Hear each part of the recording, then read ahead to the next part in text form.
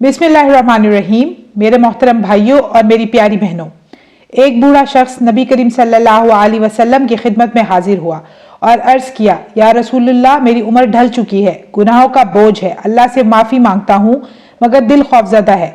नबी करीम सल्लल्लाहु अलैहि वसल्लम ने फरमाया, ये तस्बीह 3 बार पढ़ो, अल्लाह तुम्हारे सारे गुनाहों को माफ़ कर देगा, तुम्हारा दिल पुरसकून हो जाएगा। वो बूढ़ा शख्स खुशी से नारा तकबीर लगाते हुए मस्जिद से बाहर निकल गया और आप सल्लल्लाहु अलैहि वसल्लम ने फरमाया, अगर ये तस्बीह पढ़ता रहे तो ये जन्नत में दाखिल होगा, क्योंकि ये तस्बीह गुनाहों को ऐसे गिरा देती है जैसे दरख्त से पत्ते गिरते हैं। ये तस्बीह जुबान पर हल्की और मीज़ान पर भारी है, अल्लाह तबारक व तआला को बहुत ज़्यादा महबूब है।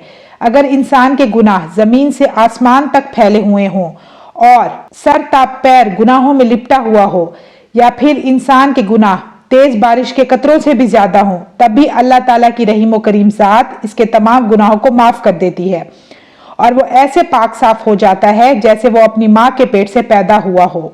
वो तस्बीह है, सुबहान अल्लाहि व बिहम्दिही सुबहान अल्लाहिल अज़ीम अस्तगफिरुल्लाह।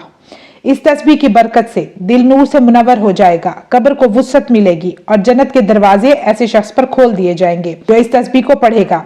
ये तस्बीह आप फजर की नमाज की सुन्नत और फर्ज के दरमियान में भी पढ़ सकते हैं। अल्लाह ताला से दुआ है कि वो हम सब के गुनाहों को माफ फरमाए और हमें अपने दीन इस्लाम पर अमल करने की तौफीक अता फरमाए। तो व्यूअर्स, मुझे दीजिए इजाजत, इंशाअल्लाह मैं फिर हाजिर होंगी। अपना ढेर सारा ख्याल रखिएगा, दुआ में याद रखिएगा। अल्लाह हाफिज।